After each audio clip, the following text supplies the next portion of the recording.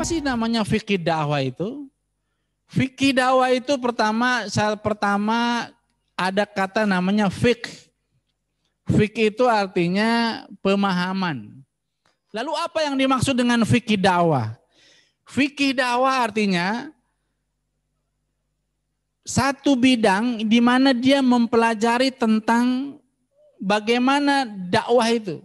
Bagaimana konsep-konsep dakwah, bagaimana rambu-rambu dakwah, bagaimana aturan main dakwah, bagaimana dalilnya, dalil aklinya, dalil naklinya dakwah. Kemudian ada juga misalnya bagaimana adab berdakwah. Artinya apa? Dakwah itu secara bahasa artinya da'ayadu, dia mengajak, dia menyeru, dia menginspirasi.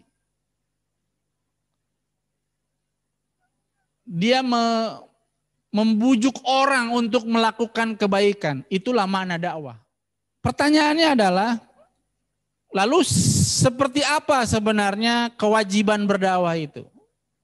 Apakah kewajiban berdakwah itu mutlak hanya tugas daripada para dai? Atau dakwah ini wajib hukumnya bagi semua orang? Para ulama punya dua pendapat dalam hal ini. Dalam ayat ini, wal takum minkum ummatu yad'una ilal khair wa ya'muruna bil ma'rufi wa yanhauna 'anil munkar. Menurut para ulama, di antaranya Syekh Al-Qurtubi, beliau mengatakan bahwa kewajiban orang untuk berdakwah itu bersifat fardu kifayah. Menurut pendapat kedua, bahwa menyeru kepada kebaikan, mengajak kepada kebaikan adalah bersifat fardu ain. Kalau yang pertama mengatakan fardu kifayah, yang kedua fardu ain. Fardu ain artinya apa? Wajib bagi setiap muslim. Lalu bagaimana seharusnya kita? Saya ingin mengatakan begini, bahwa tugas daripada dakwah adalah tugas dan kewajiban kita semua sebagai seorang muslim. Seorang muslim punya kewajiban dia berdakwah sesuai dengan bidang dan kapasitasnya. Seorang muslim, seorang profesional, maka dia punya tanggung jawab berdakwah sesuai dengan keprofesionalannya. Seorang ulama, dia punya kapasitas seorang ulama, dia bertanggung jawab untuk menjadi pendakwah. Seorang ekonom, dia berkewajiban, dia punya tanggung jawab untuk menjadi seorang pendakwah sesuai bidangnya sebagai seorang ekonom. Kalian dalam entrepreneurship berdakwahlah melalui entrepreneurship.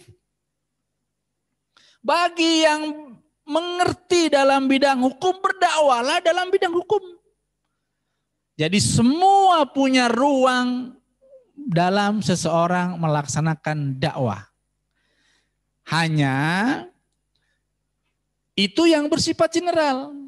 Nah, kalau yang bersifat khusus, nanti berhubungan dengan seseorang yang fatwa, memberikan fatwa.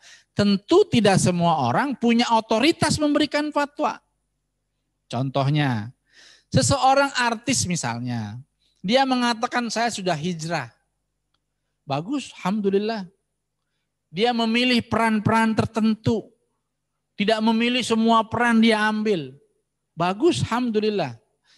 Tapi ketika dia berhubungan, misalnya ada yang bertanya tentang bagaimana hukum, misalnya memakai niqab, hukum dalam bidang fikih khususnya, dan dia tidak punya otoritas di situ, maka dia tidak boleh melakukan itu.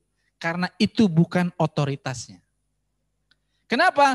Kalau dia melakukan hal tersebut, dikhawatirkan kesimpulan atau istimbatul ahkam itu keliru. Jadi kewajiban berdakwah adalah kewajiban semua orang.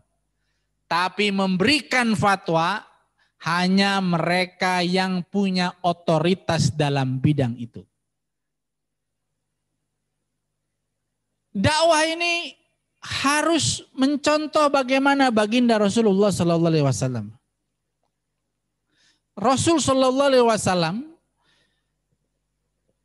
berdakwah di mimbar, di tempat pengajian, di halaqah, maka bagi para penyerunya, maka cara berdakwah haruslah mengikuti apa yang baginda Rasul Sallallahu Alaihi Wasallam ajarkan. Karena kalau kita gali, inilah yang diajarkan Quran. Al-amru bil ma'ruf wan nahyu anil munkar. Quran itu mengajarkan kepada kita bahwa ajak orang untuk berbuat kebajikan, ajak orang untuk berbuat kemaslahatan. Ketika itu diulang-ulang, kemudian dia masih belum bisa melakukan itu, baru berikutnya wan nahyu anil munkar, baru larang dia melakukan kemungkaran. Jadi tugas dakwah pada hakikatnya adalah tugas semua orang, tugas semua muslim. Tapi tugas memberikan fatwa hanyalah mereka yang memang punya otoritas dan kapasitas dalam bidang itu.